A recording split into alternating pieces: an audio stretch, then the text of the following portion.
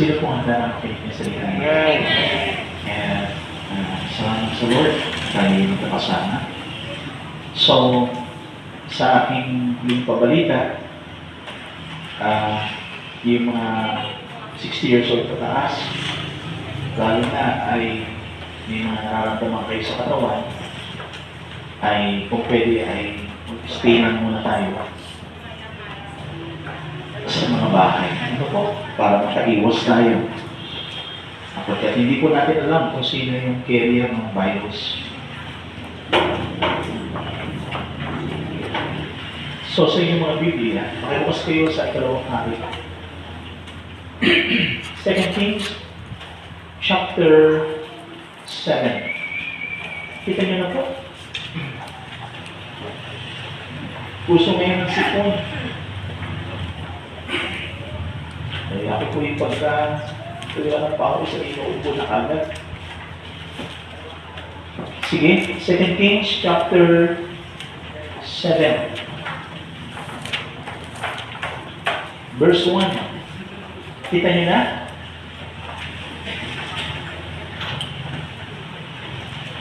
Basahin natin ang 2 Kings chapter 7, verse 1. Lulundag tayo sa verse 18. Ganito ang sinasabi. At sinabi ni Eliseo, dinggin niyo ang salita ng Panginoon. Ganito ang sabi ng Panginoon, bukas, sa may ganitong oras, ang isang takal na mainam na harina ay may pagbibili ng 1 siklo at 2 takal na sibada ay 2 siklo sa pintuang bayan ng Samaria. Na magkano ang punong kawal na pinangangapitan ng hari ay sumagot sa lalaki ng Diyos at nagsabi ng ganito. Pakinggan niyo po, sabi ng kapitan. Narito, kung ang Panginoon ay gagawa ng mga dumawan sa langit, mangyayari ba ito? At kanyang sinabi, narito, makikita mo yaon ng iyong mga mata, ngunit hindi ka kakain niyaon. Lumundag tayo sa verse 18. At nangyari nga, gaya na sinabi ng lalaki ng Diyos,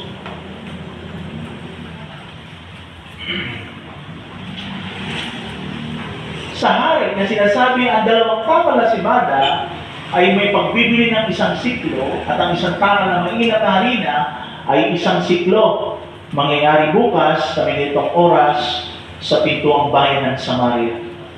At ang punong kawal na yun ay sumagot sa lalaki ng Diyos at nagsabi ng ganito, ngayon, narito, kung ang Panginoon ay gagawa ng mga gumawan sa langit, mangyayari ba ang gayong bagay?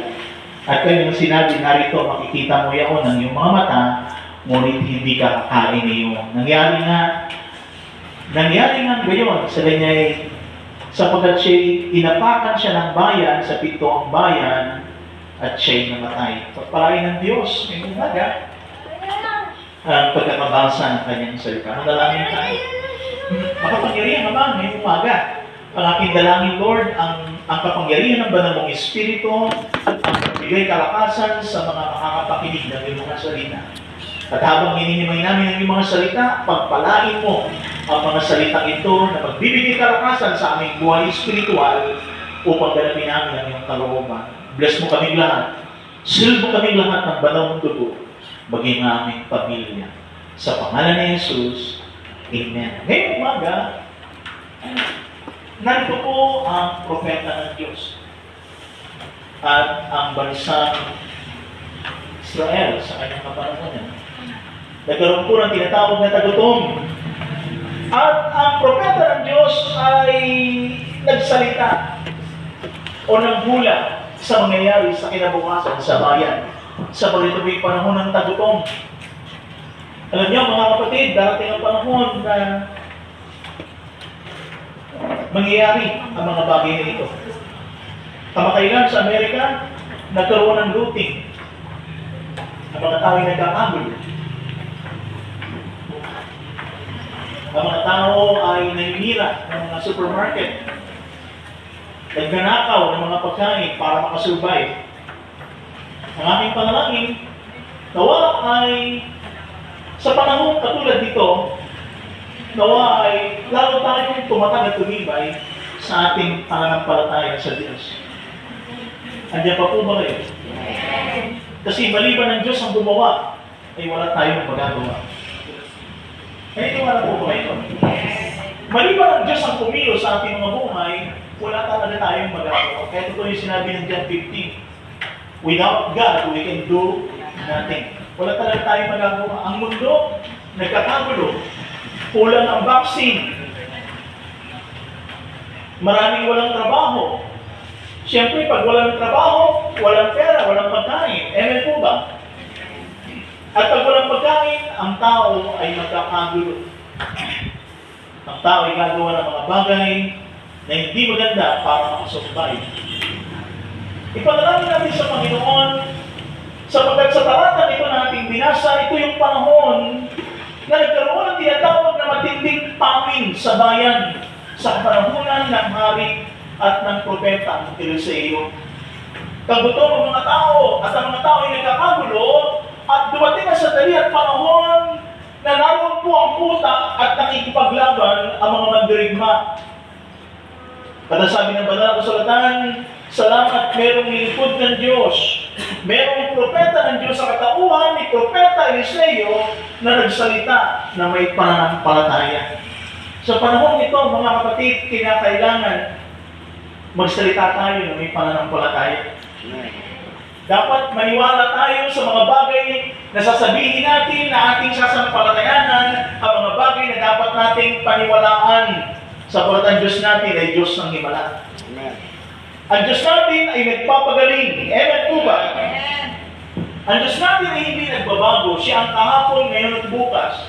Kung ang Panginoon Jesus nagpagaling ng kanyang kapanahunan hanggang ngayon, ang ating Diyos hindi po nagbabago.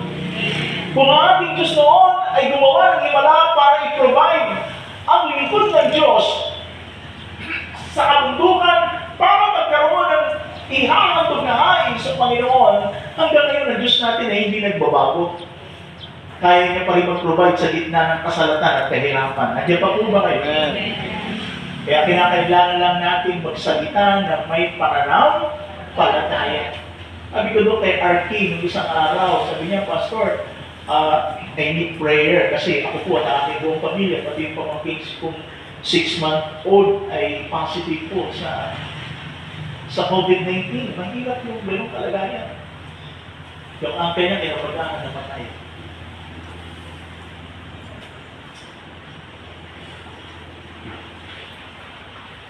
Ay nakausap ni Johanna si Artie. Tapos si Johanna kasi siyempre yung mga bata. Sabi ko, maniwala ka. Ang Diyos natin ay makapangyarihan. Sa Diyos natin, walang imposible. Amen.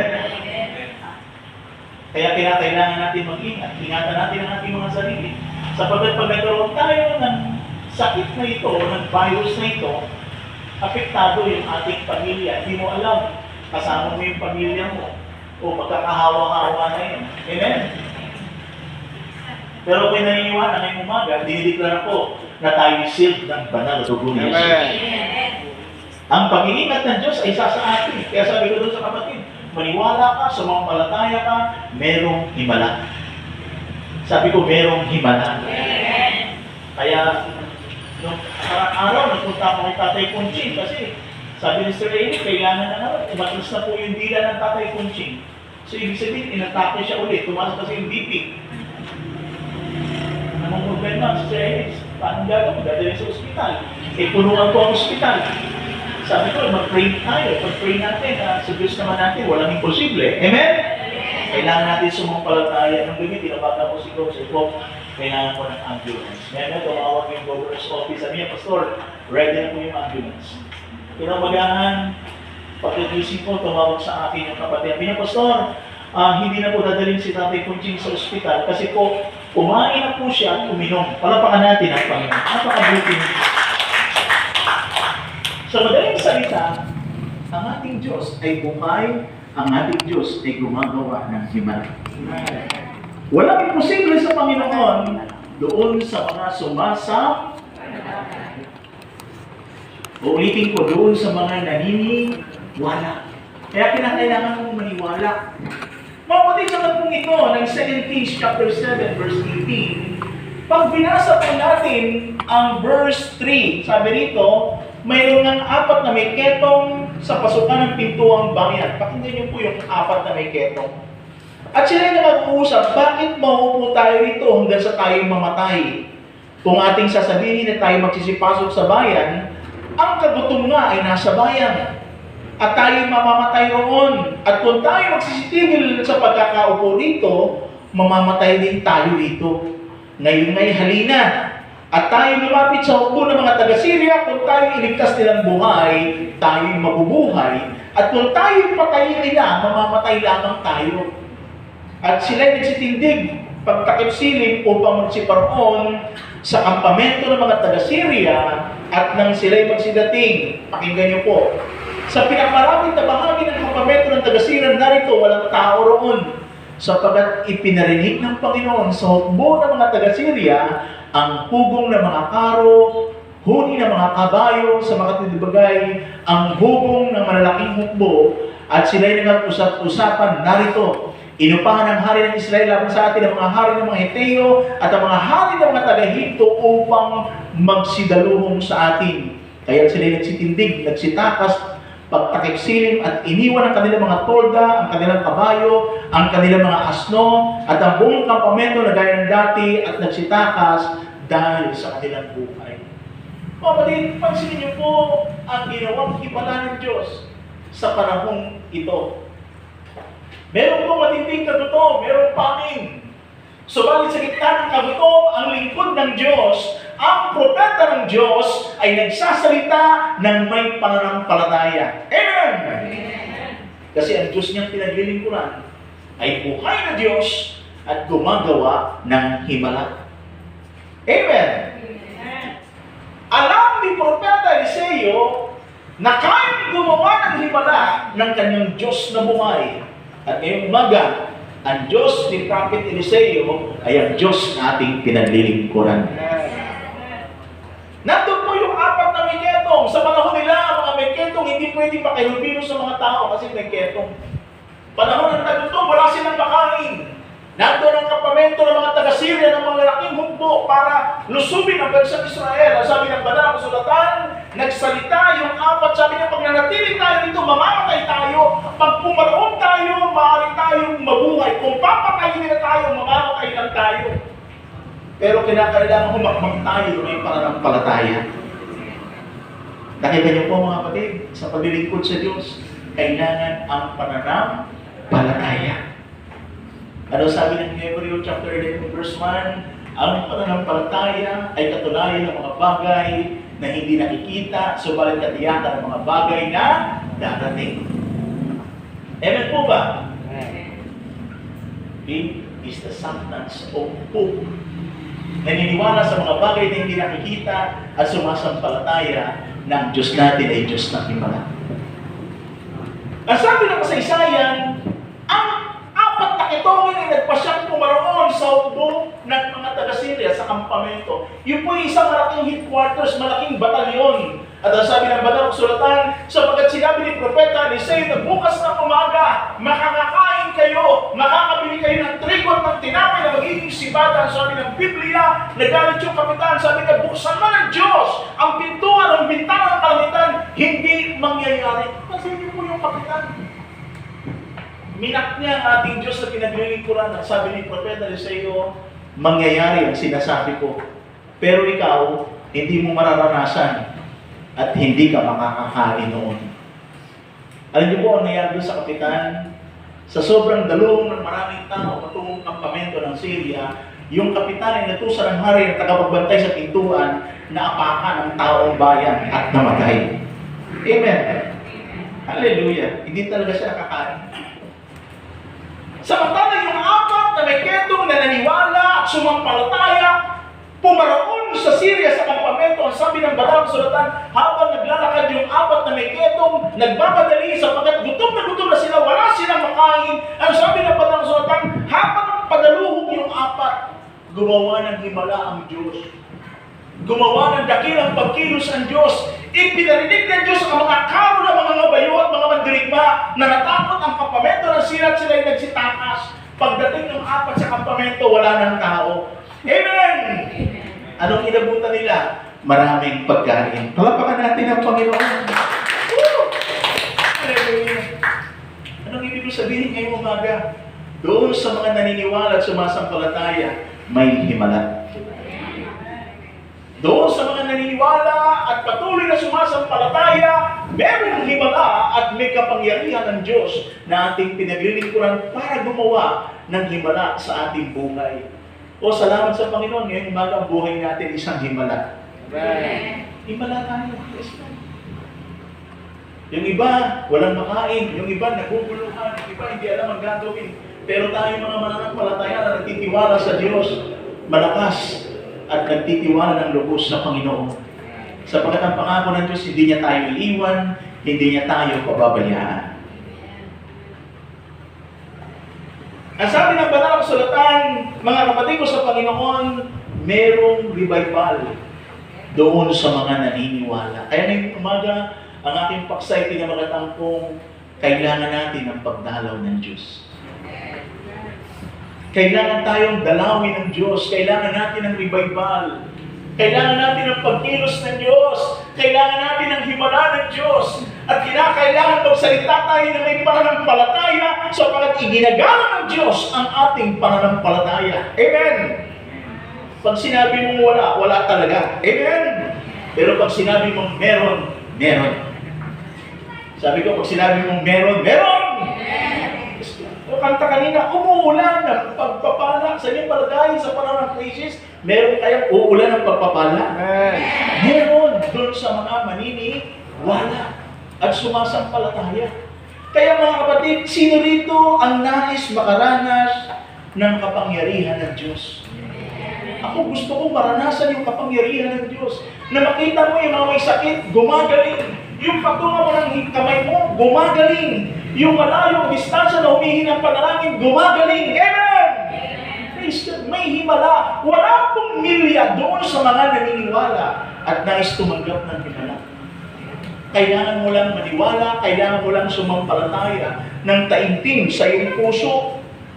Kaya kung nais natin maranasan ng personal, maranasan natin ang kapangyarihan ng Diyos, meron tayong dapat na mahalagang bagay na dapat nating malaman at maintindihan bilang mga mananampalataya.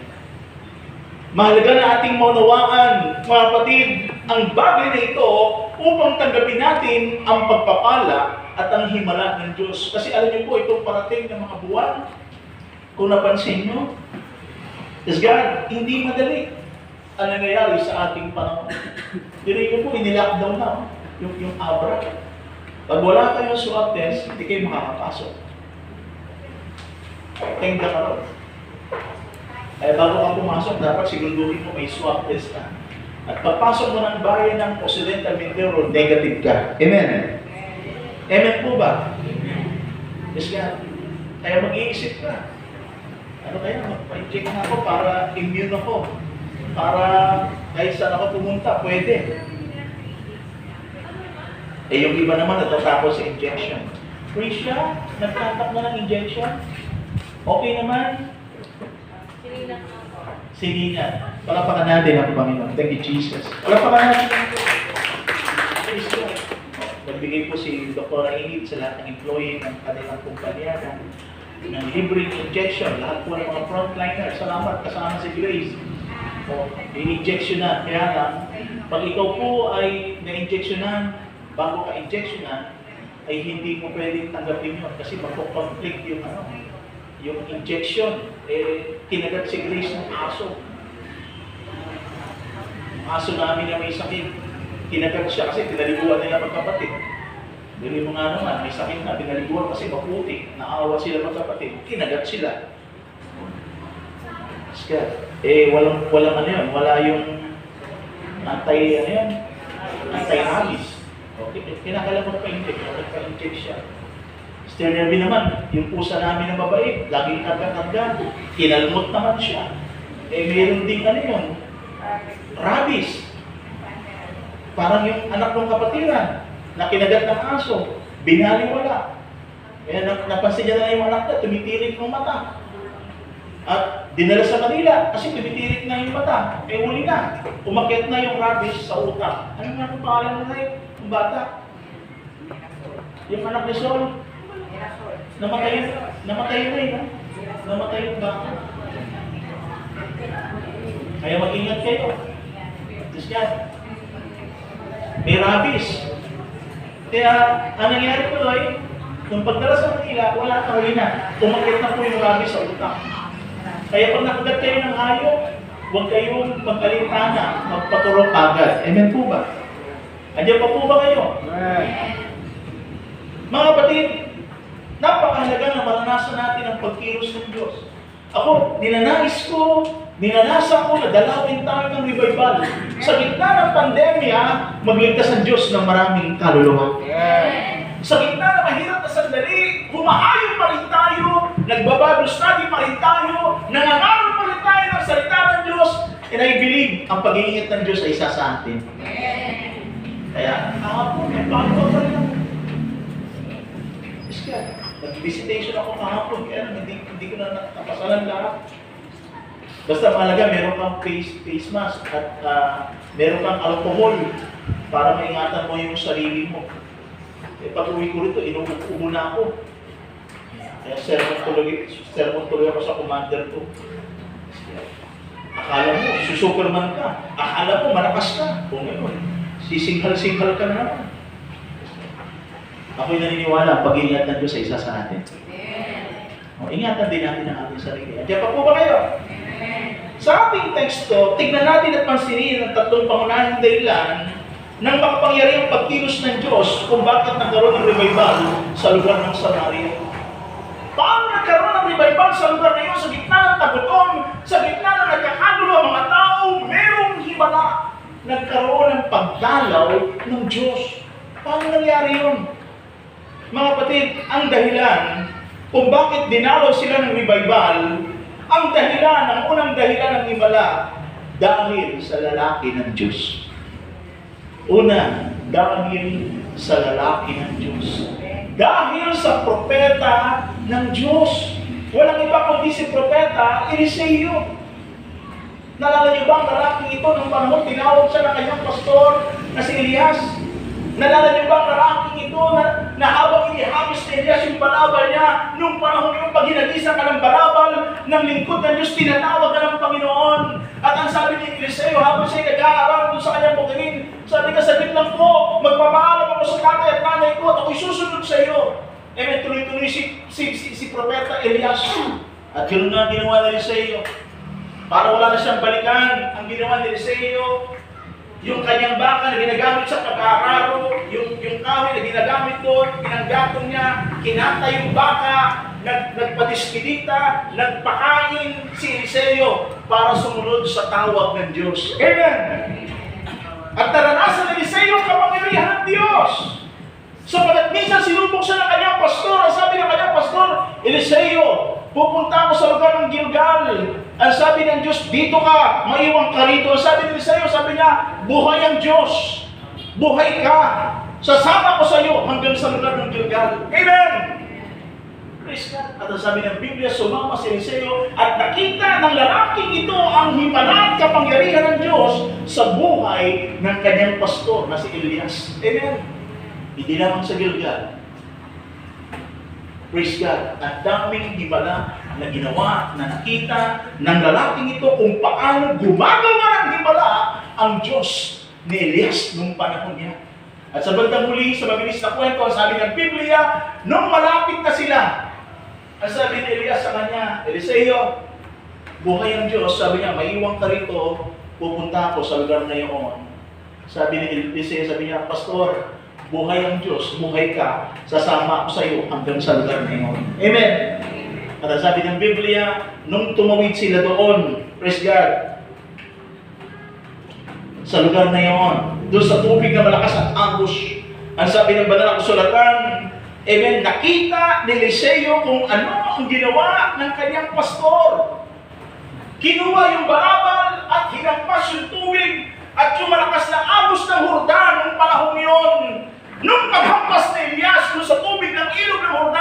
Ang sabi ng Biblia, kitang-kita ni Eliseo kung paano nahawi ang tubig sa ilog ng Jordan. Palampakan natin ito. Kitang-kita niya. Pero nung sila'y makatawid doon, ang sabi ni Pastor Elias, o Eliseo, amen, hingin mo na ang gusto mong ibigin. Kung makita, kung mangyayari sa'yo, kung hindi mo makita, hindi mangyayari sa'yo. Ano po sabi ng lalaking ito na pinag-usapan natin ngayong umaga? Ang sabi ni Eliseo sa kanyang pastor, isang bagay lang po ang gusto ko. Pwede po ba yung ibang bahagi ng diwa ay sumaakit?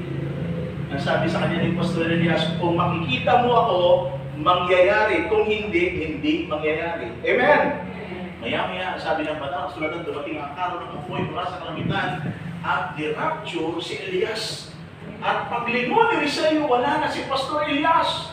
Pero pag-rapture kay Elias, ang sabi ng Biblia, nahulog yung balabal ng Pastor Elias. Palapakan natin ang Lord.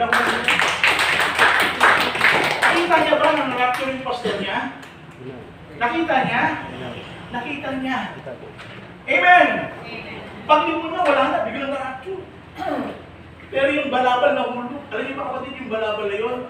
Yung tinatawag ng authority and dominion. Amen?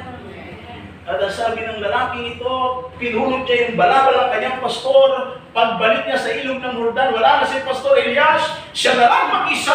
At ang sabi ng lalaking ito, narito ang balabal ng aking pastor. Sabi niya, narito ang buhay na Diyos. Sinagpas yung tubig ng Jordan. Paghampas na nila sa tubig ng Jordan, nahati uli ang tubig ng Jordan. Amen! At ang sabi ng Biblia, tumawid ang lalaking ito. Ngayong umaga, ang revival, ang pagsama at pagkilos ng Diyos ay doon sa mga sumasampalataya.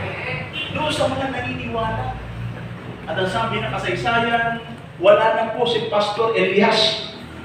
Na-rapture na. Amen! Pero narito ang ating pinag-uusapan, ang lingkod at ang lalaki na makapangyarihan ng ating Panginoon. Nagkaroon ng kagutom sa Samaria. Pero si Eliseo nagsasalita ng may pananampalataya. Sabi niya sa hari, sabi niya, mga hari, bukas ng umaga, bagamat ngayon ay tagutom, bukas ng umaga, ang mga tao ay makakabili ng trigo para maging tinapay na sibada. Amen! Sabi ng kapitan mo po, sabi niya, kahit buksan ng Diyos mo ang kalangitan, hindi mangyayari. Kita niyo po ba? Challenge ng kapitan ang Diyos ni Elias. Nalala niyo ba si Sadrach, si Meshach, at Abednego ng kapanahunan ni Daniel? Nalala niyo ba ang tatlong ito? Nasabi ng Banal Sulatan, si Sadrach, si Meshach, at Abednego inihagis sa nag-aalab na hurno. At sabi ng Biblia, paghagis doon sa tatlo, ang unang nasunog, yung naghagis. Amen! Nasunog ba yung tatlo? Hindi.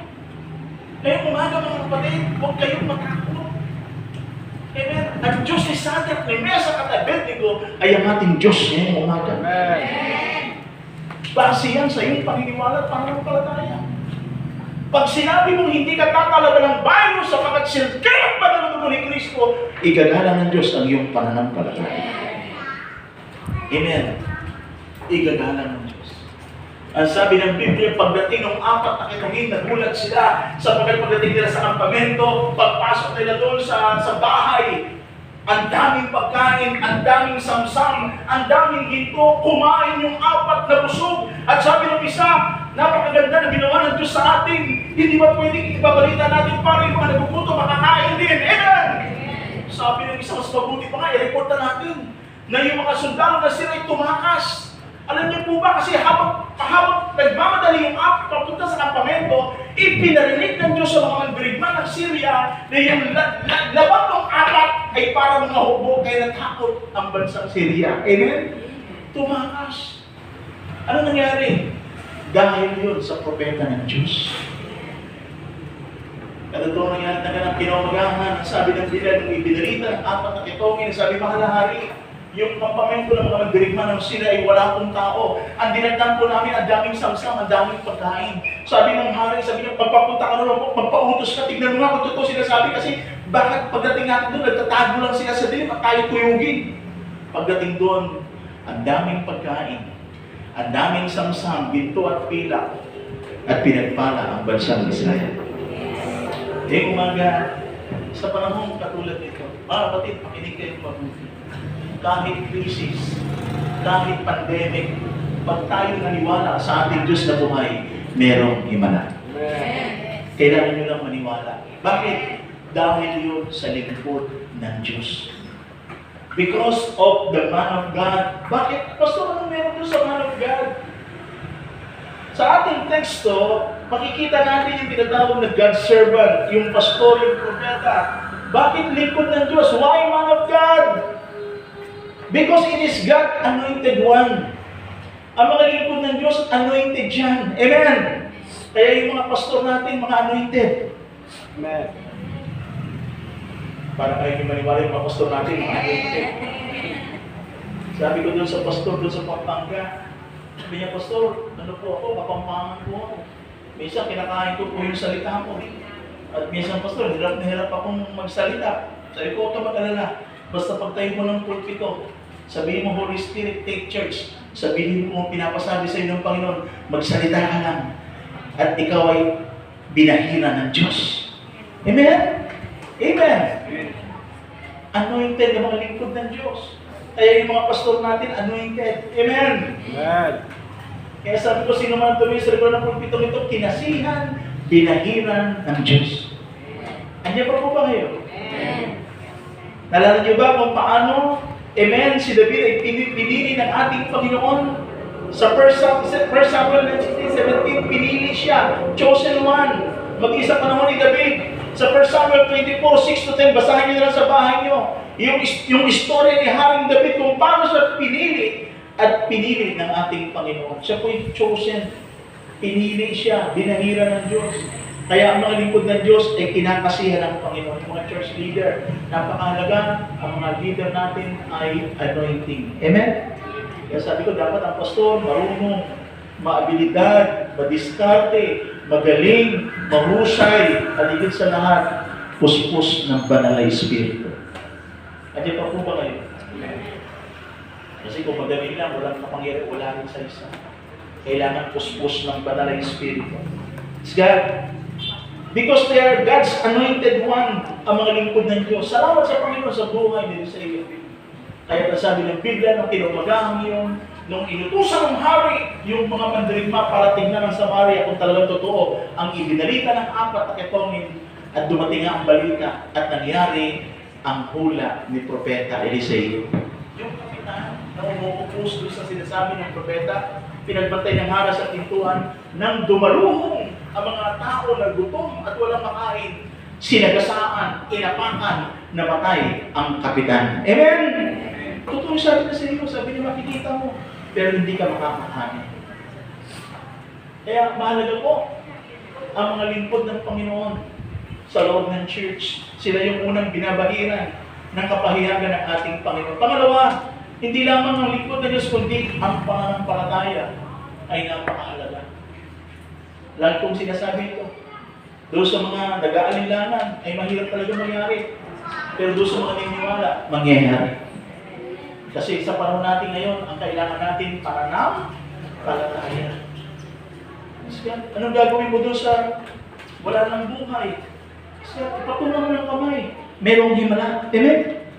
Nalala ba ang panahon ni Giesi? Sino si Giesi? Ang alagad ni Eliseo ng panahonan ito.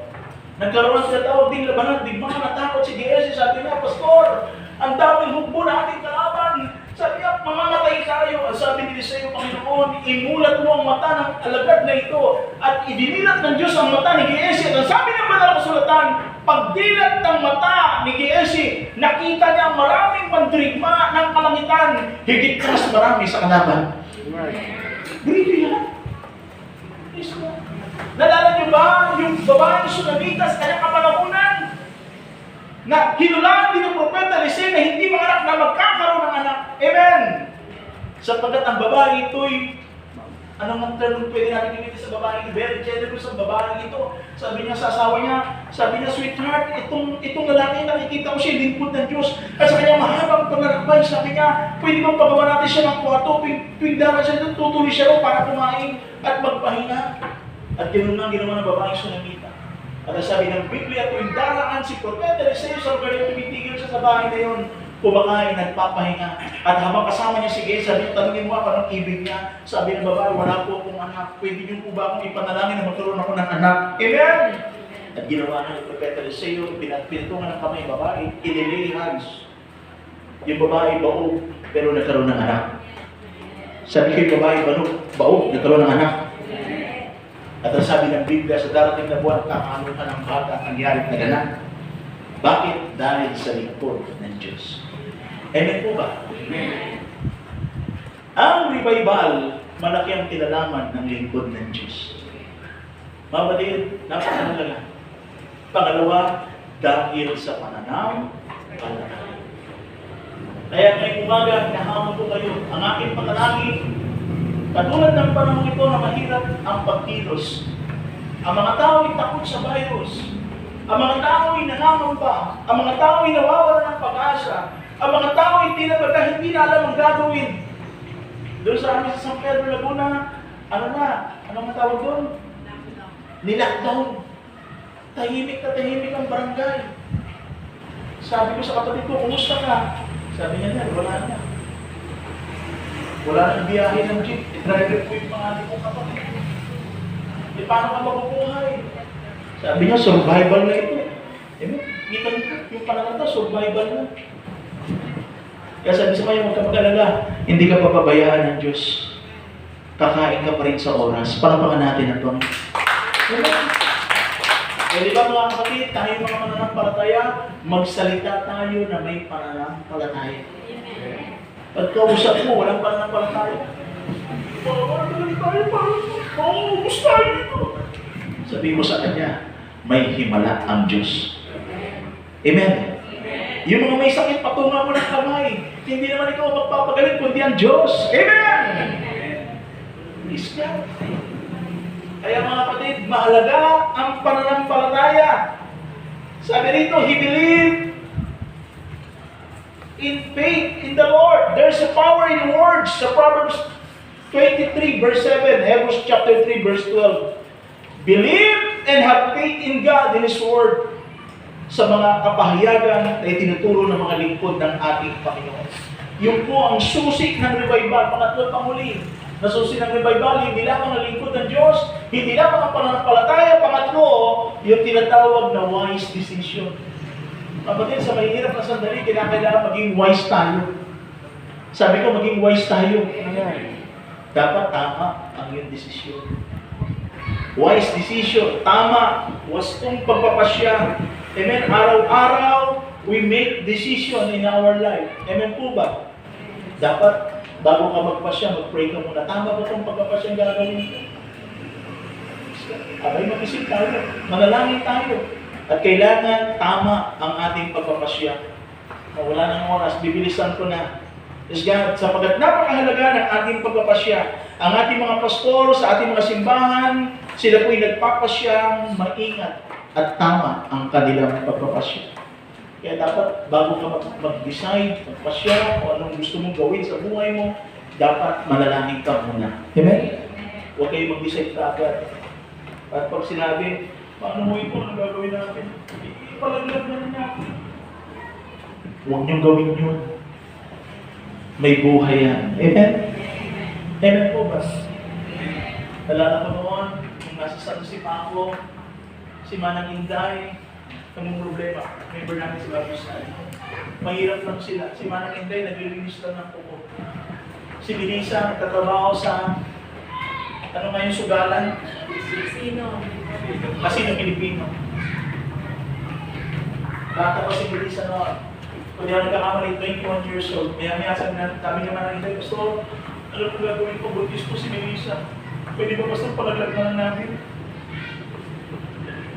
Sabi ko, bakit yung papalaglag? Pwede bang mamaya babalik ako hapon? Sabi mo kay Melissa, mag-usap kami. Ginausap ko po yung bata. Sabi ko, sino yung tatay ng bata? Sabi niya, Pastor, may asawa po. Pwede ko bang kausapin? Sige, Pastor, papupuntahin ko dito. Dumating ko yung lalaki. Ang pogi. Yan, nakakatawa talaga yung mga pogi.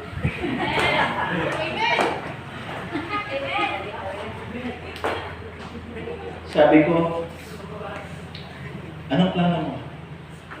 Hindi na, pananagutan ko naman po. Kaya lang, hindi mo pwedeng malaman ng asawa ko. Parang gusto kong pitikin yung ilong. Paano ang pananagutan? Susuportahan ko po. Sige. Hindi ko siya pastor pwedeng pakasalan kasi may asawa po. Kasi may asawa ka pala eh.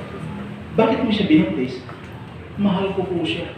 Yung asawa mo hindi mo mahal? Mahal ko rin po. Dalawa gusto mong mahalin. Sige.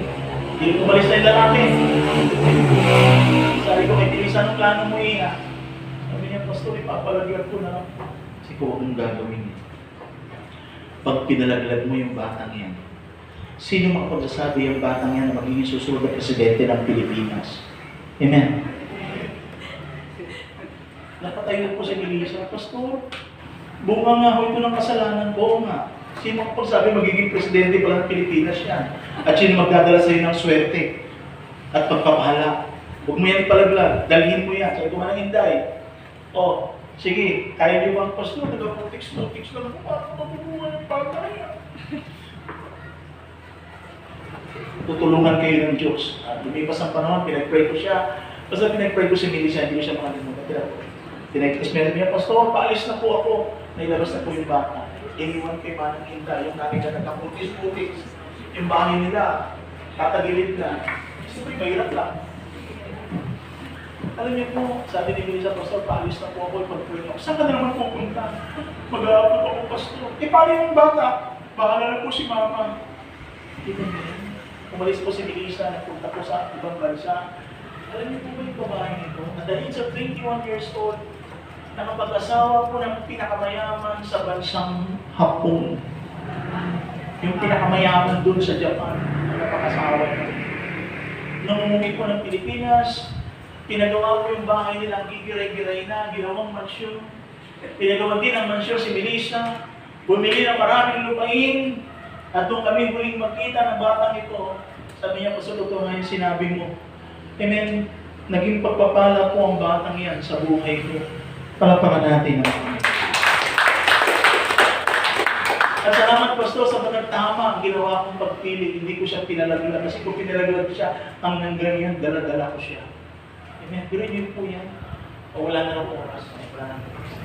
Mga kapatid, sa bawat nangyayari sa buhay natin, pwede ba magpasya tayo ng tama? Andiyan pa po ba kayo? Amen! Huwag yung palaglag ka ba, gusto mo lang sarap. Pag hirap, ayaw mo na. Andiyan pa po ba kayo? Amen! Mag-isip. Kaya kung may ganyan mga senaryo, ay patayo nyo, bigyan nyo na lang sa amin. Amen. Lalo na pag lalaki. Ibigay kay pastor. At ipapalipat ko sa pangalan ko. Amen! Kung bakit nagkaroon ng revival? Sapagkat dahil sa lingkod ng Diyos. Because of the man of God. Pangalawa, dahil sa pananampalataya. Pangatlo, dahil sa kanyang tamang pagpapasya. Makinig kayong mabuti, alas 12 na. Kayo mag-alala, bukas yung McDonald's yan. Diretso na kayo doon. Sa inasal, kung saan yung gusto. Pag wala, umuwi kayo sa inyo. Tama ang pagpapasya. Wise decision is very important. Amen? Kahit nasa mahirap tayong sandali, ano ba yung gagawin? Huwag kayo agad magpapasya na ipalaglag ka na. Kasalanan yan sa Diyos. Sabi ko, kasalanan yan sa Diyos. Yung ang dami naman, taon-taon na nanganganak, tumigil ka na naman.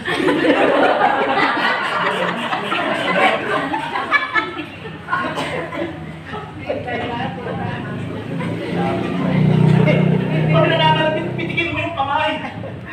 Amen? Taon-taon na lang yun. Pahingay nyo rin naman. Ang babae pinagpapaya ngayon mga 3-4 years bago ulit. Amen? Amen! Amen! Tawa kayo ng tao.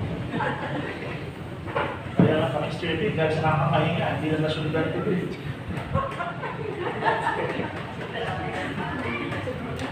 Kaya salamat. Diyan pa po ba kayo? Amen! Gusto niyo ba ng revival? Amen! Mahalaga yung counselor. Kaya ngayon si Melissa, isa na po siya sa pinaka-milionaryo.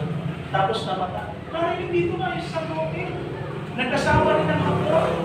Nung miyembro natin yung nanay dumadaling dito, di ba nanay Pili dati? Nagkasama, nagpunta na Japan, nagkasama ng hapon. Eh, mayaman pala yung hapon. Nung mamatay yung hapon, ano mo sila nga. Di ba?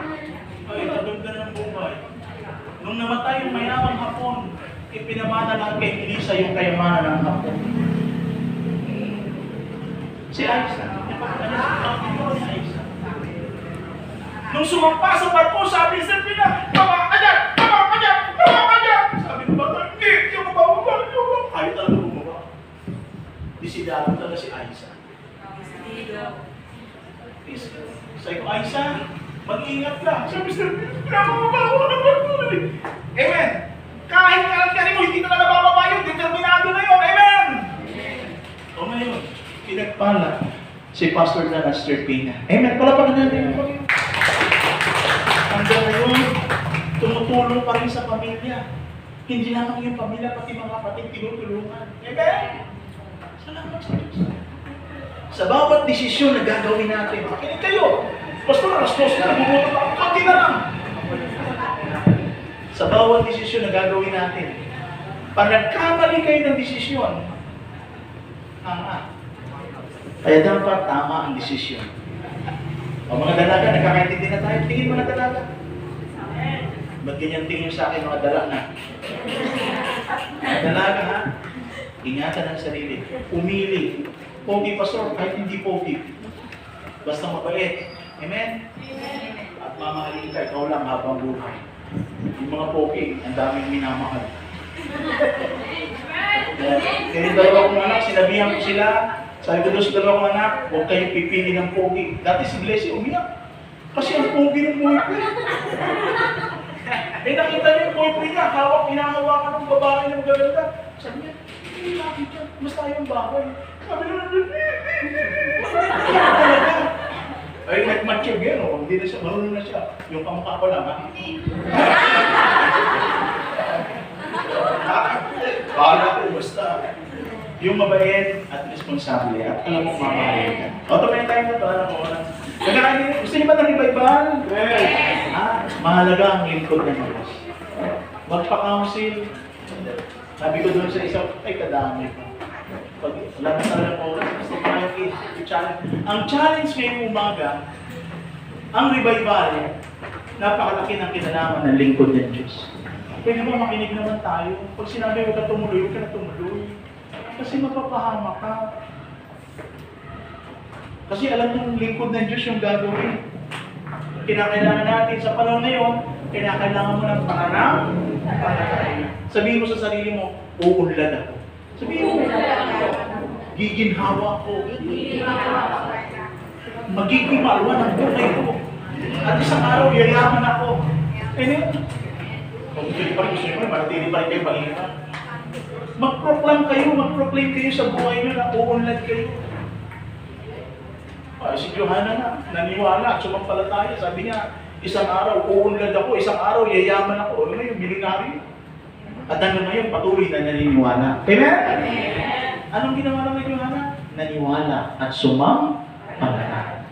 Sino gusto na ganun tayo lahat? Amen. Kasi yan sa pananampalataya. Kung wala na akong oras, kulang kasi oras, pag ako na nangaral. Sa linggo, si Pastor Rose naman nangaral para mabilis. Ngayong umaga, idinideklara ko sa ating kalagitnaan ang revival ng pagpapala. Idinideklara ko ngayong umaga sa ating kalagitnaan ang pagsisil ng banal na dugo ni Jesus sa ating mga pamilya. Sa ating mga mag-anak, lagyan tayo ng bloodline ni Jesus. Selyohan tayo. Ang mga negosyo umunlad. Ang mga walang trabaho, magkaroon ng trabaho. Ang mga may trabaho, ma-regular. Sa kalagitnaan ng pandemya, magiging maluwan ang ating buhay. Panginoon, idinideklara ko ang revival na ito. At hinihiling ko na sa panahon na mahirap na sandali, lalo kaming maniwala at sumampalataya sa iyo. Ito ang aking panalangin sa pangalan ni Jesus. Lahat tayo magsabi ng Amen. Palapakan natin ang Panginoon. Okay, ang pagpapala ng Diyos ay sumayong lahat. Umuwi kayo masaya, magpalain kayo ng Panginoon. God bless you. Magmahal